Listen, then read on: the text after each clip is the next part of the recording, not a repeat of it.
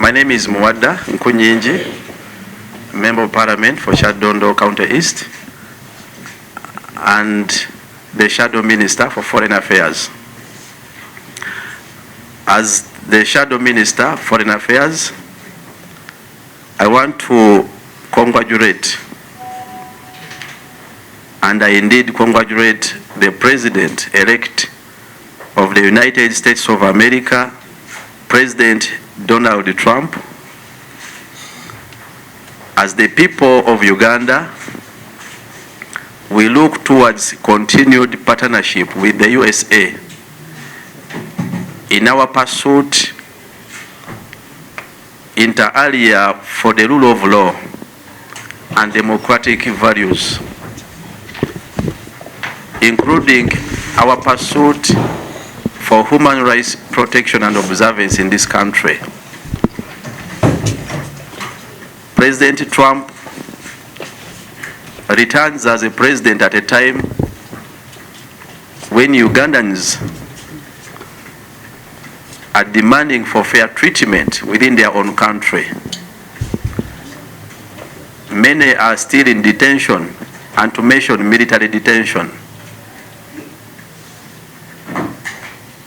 Our trust in the judicial system has over the years reduced. We trust that the USA as a strategic partner can partner as usual with the people of Uganda in our call and pursuit that democracy must be given space in this country, that the rule of law must be given space in this country. We must see realistic separation of powers in this country, and we must join efforts, because America is a strategic international partner, in our pursuit for a democratic change in this country, where electoral processes are trustable and justifiable. We believe America has a role as an international player in pushing the regime in Uganda to respect people's rights and choices. We want to congratulate the people of America for the concluded electoral process. On the state of affairs in the world, we join all voices that call for realization of peace and stability in the world. The situation in the Middle East and Ukraine is concerning. Distressed Uganda nationals upon returning, including migrant workers from Myanmar and Saudi Arabia. I saw recently the Minister of Gender diving in and parading returnees from Saudi Arabia at the airport and portraying them as if they have been rescued or transported to Uganda by the government of Uganda. That is wrong. These are being repatriated by the International Organization on Migration, IOM. They are engaged in processing and procuring them tickets, transporting them back, and also taking up efforts to rehabilitate them. Where does the money, because every migrant worker pays around $30. Equally, these companies have guarantees. When does the Minister of Labor and Gender use the guarantee of 100 million to compensate or assist those who are distressed? It is also quite concerning. But we are very certain that equally the Minister of Gender has failed in regulating the sector of labor externalization. But we are also calling upon the Minister of Gender and the Minister of Foreign Affairs and government to step up efforts on harmonizing these bilateral labor agreements. Because of the conditions and challenges within Uganda, we would support any Ugandan who seek alternative employment. But these Ugandans must be protected. Philippines, one of the countries with the largest population of its nationals working as externalized workers, above 12 million Philippines are employed outside their country. But they have a very effective follow-up mechanism where the minimum wage for a domestic worker from Philippines is $400. Uganda has no minimum wage. Anyone can take you at any cost and determine what to pay you. There must be respect to equal international labor standards, which are applicable globally. A person cannot be taken and forced to work. Most of these victims, the Ugandans, when they reach those countries and they find a job, the job unbefitting for their own health, or whatever the reason may, as it may be, they are denied the room of refusing to work, and they are being victimized for that. That's why men are in detention. How can we call it labor? How can we call it employment? If I find a job uncomfortable for me, or a job that, I land on a job that may affect me health-wise, but I can't leave it. You find many of these companies are alleging that these people run away from work. What should they do?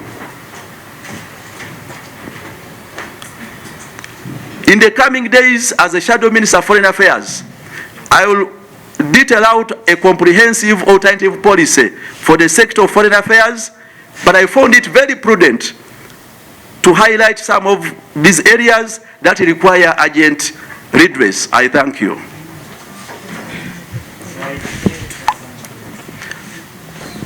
Basebo ne banyabo nga minisita akwatibwako ow'ekisiikirize ensonga z'amawanga amalala oba Shadow Minister wa Foreign Affairs, amanya muwadanku nyingi. Nzize okwogera ku mbeera nga bweri mu nsonga za Uganda n'amawanga amalala, era njagala okutandika nga njozayoza President wa America eyakalondebwa President Donald Trump, okumuyozayoza okulondebwa nga President. Ffe ng'abantu ba Uganda tulina essuubi mu nkolagana n'okwongera enkolagana wakati w'abantu ba Uganda n'eggwanga lya America era n'abantu ba America. Tulowooza bye tulwanyirira bifaanagana ng'okulwanyirira demokrasiya, obuyinza obw'abantu, okulwanyirira enfuga ey'amateeka, okulwanyirira eddembe ly'obuntu, n'okulwanyirira demokrasiya okutwaliza wamu. Naffe tulabeko ku nkyukakyuka mu ggwanga lyaffe n'obuyinza bw'abantu obutawambibwa. Ku mbeera nga bweri mu nsi yonna kitukwatako nnyo, era kinakuwaza nti ensi mulimu obusambattuko, naddala mu Middle East, mu bitundu bya Buwarabu, n'olutalo olugenda mu maaso mu Ukraine. Ffenna tutunuulira era tusaba okuba nti wabawo kyonna ekikolebwa okufuna ensi erimu emirembe mu nsi yonna. Bwe tukomawo wano ewaffe mu Uganda, embeera bwebadde emyaka ena emabega eraga nti wabaddewo okusereba kw'omutindo n'enkwata embi ensonga za Ministry ya Foreign Affairs ne sekita yonna ne embassy zaffe. Kyewuunyisa nti we twogerera amawanga g'ensi gonna agakkiriza mu demokrasiya mangi gavuddeyo ne gagoba bambasada ba Uganda ne gabalangirira nti tebeetagibwa ng'ekyali mu Canada.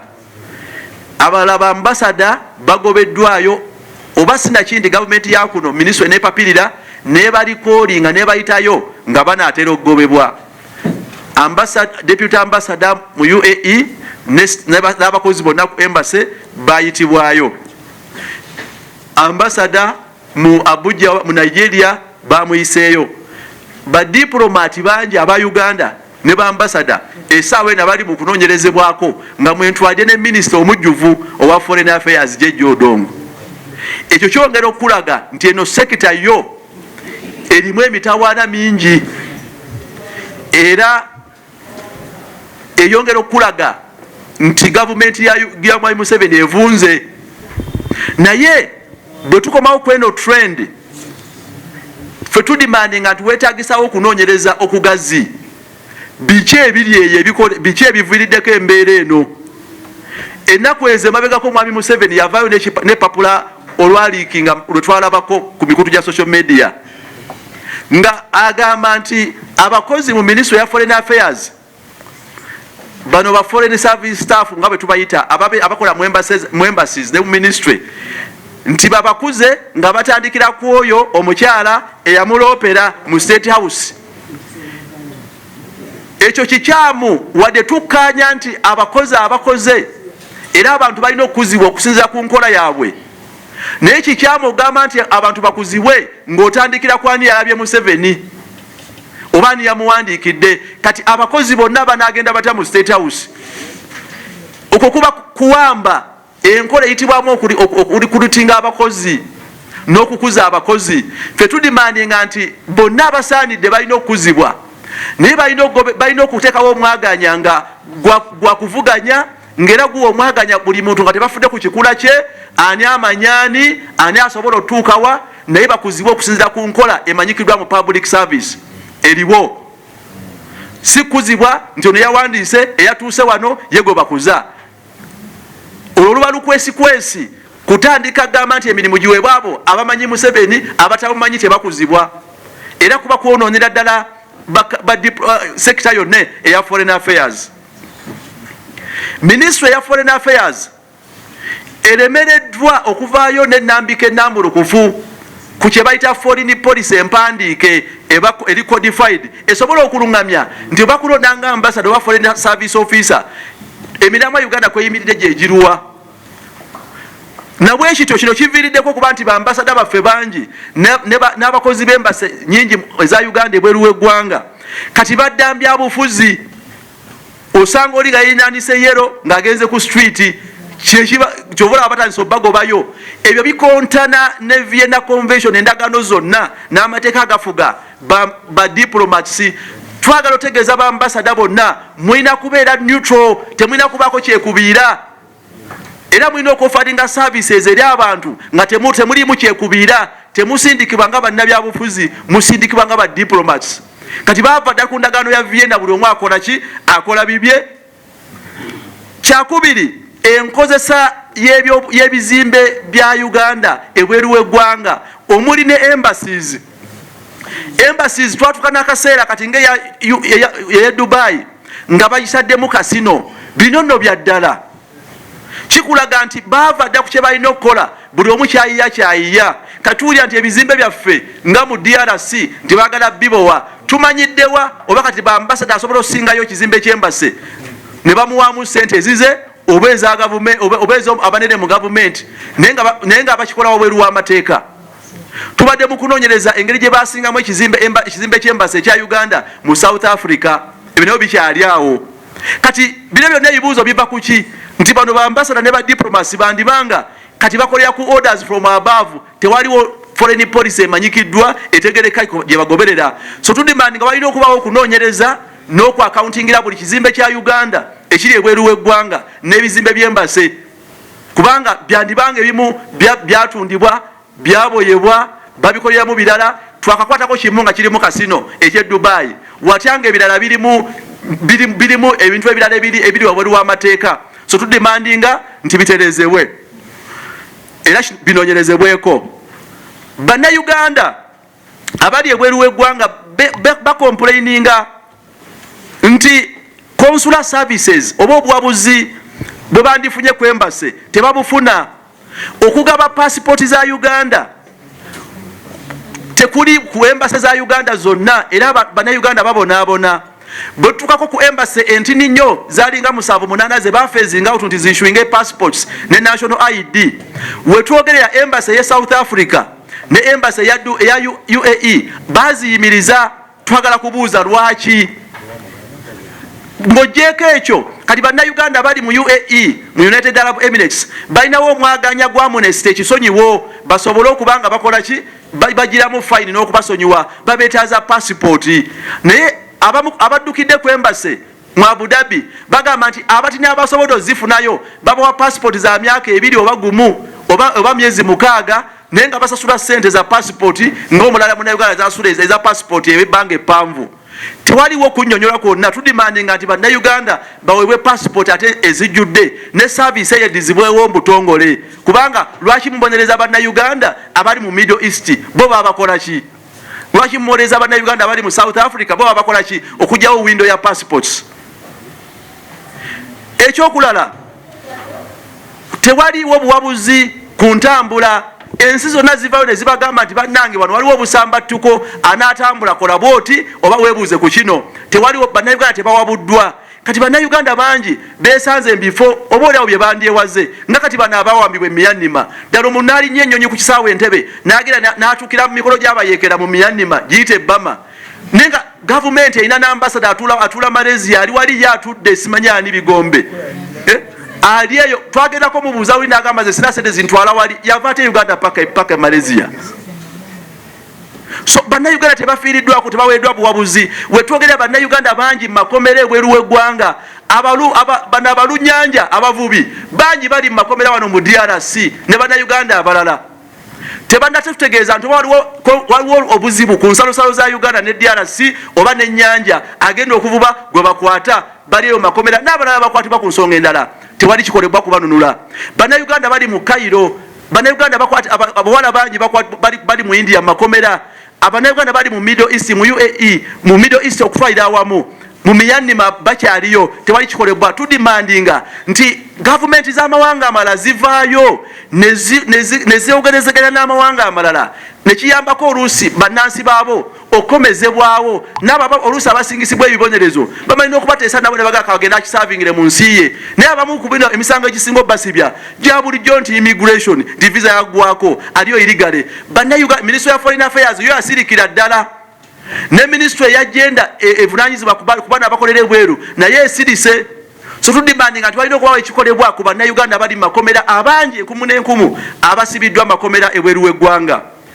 Okulwawo okuteeseganya ku ze bayita bilateral agreements ku nsonga z'abakozi. Endagaano ezikoleddwa wakati wa Uganda n'amawanga amalala ku bakozi zirimu ebirumira bingi. Bannaye ani ateeseza Uganda? N'okola endagaano naye ng'omwana bw'avaala n'agenda okukola mu Saudi, bw'atuuka ku mulimu nga tagusobola takkirizibwa guvaako. Obutemu obuli mu ggwanga mubuteeka ne mu poliisi kati.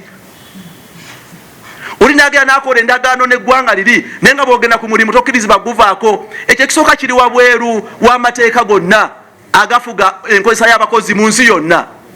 Naye okujjako omuntu ng'oba omutadde mu buddu, omuntu wabanga endagaano eprotecting abakozi yandibadde oli wasanga omulimu nga tagusobola ng'asobola okuguleka. Naye bonna be muwulira abasibiddwa ddala mu Middle East, mu Saudi babayita abatolosi, babi bwatuuka ku mulimu nga tagusobola, omukazi agenze n'olukindo alaba omulimu tagusobola n'agamba okusinga okufiira ku mulimu kale n'afiira ku street n'addukayo naye tasobola kufuluma ate kudda. Naye nga lwaki? Kubanga endagaano bwakubira kampani emugamba olina amanako contract bane tubeeremu n'obuntu bulamu muzize endagaano ezikolebwa. So tudimandinga endagaano eziprotecting ezikuuma bannayuganda. Oli afunye ekisago ku mulimu ne basigala kaaba nga tasobola kubaako compensation gy'afuna. Abawala abakolera mu biyumba bagamba nti n'essimu gye bakwata bazikweka mbikondoolo eno munda oba ekigoye nerabidde erinnya lye bampa lye bayita olugoye munda byakwebbirira obulago buyita mulimu. So twagala endagaano zino ezikolebwa zizibwe bujja mubeeremu obuwaayiro obukuuma bannayuganda bano abakolera ebweru w'eggwanga. Era tetwagala kikome kuba nti be basibye nti kati tupape wabeewo okuteeseganya bano bateebwe. Tunoonyereze ki ekivaako kuba nti bakwatibwa. Ekimu ku kyo bw'abanga tasobola kukkirizibwa kufuluma ng'avudde ku mulimu, ebbanga lyamala ng'asigadde muli bamuganyira okufuluma, era visa ye erina okuyitako ku expiringa. So tulwane tulabe nga omuntu avudde ku mulimu ayagala okukomawo asobola okukomawo n'afuluma n'adda mu ggwanga lye. Njagala okwebaza ekitongole ekya International Organization for Migration IOM. Kiyikoze kinene nnyo okuba nti kitaasa okununula Uganda bangi abakukusibwa n'abo abakomezebwawo okuva ebweru w'eggwanga. Era kyekimu kukiyambye nnyo ku bannayuganda abaggyibwa Myanmar, abava mu Middle East ne bano abava e Saudi. Naye gavumenti yakuno ne ministry bapapye ne bakola olukwesikwesi, buli akomawo ku kisaawe Entebbe nga bamutayizawo nga bamutwala lwampaka mweno mu VIP wing mu conference hall nga babaparedinga nti be babaleese. Njagala otegeeza eggwanga bano bannayuganda, gavumenti ya Uganda tinabagulirako tiketi wadde n'egyo wabula ye bakwatira wano Ntebe ne basimba awo nti fe tubaleese. Government ya Uganda ye yabasibya ebweru w'eggwanga tekoze kimala kubajjayo ate bangi bakyaliyo. Wabula IOM ekoze ku procuring tiketi zaabwe ne bakomyawo era babudaabuda twagala okugyebaza n'ongendo gisaba egende mu maaso naye nga tudimandinga ebinoteberezebwa biterezebwe. Munaku nti nezijja mu maaso nja kuvaayo n'obulambulukufu kuffe be tulowooza mu sector ya foreign affairs nga opposition ebirina okukolebwa okuterezebwa n'ebigenzo obubi kubanga tulondoola ate twagala okuteekawo eriisa ejjogi ku nsonga ezigenda mu maaso naddala mu ministry ya foreign affairs kwembase zaffe neifa ku bannayuganda abali ebweru. Mwebale nnyo. Look at the United States of America. Its foreign policy has strong pillars and roots on democratic values, on human rights protection, on the rule of law, and their foreign policy values are normally consistent. So the voice of the US in demanding that there must be respect for the rule of law in this country, in demanding that there must be respect for democratic values and governance, in demanding that there must be human rights protection is very pertinent. And in pursuit for that, the USA has come out strongly several times to even sanction those who they have investigated and found wanting in terms of their human rights record on the rule of law, democratic values and governance, among others. So we are only praying for continued interest of countries of the world, not only the US, but in countries of the world, to continue with their interest in the affairs of the Republic of Uganda and government of Uganda, to ensure that the people and citizens of Uganda are not oppressed with impunity.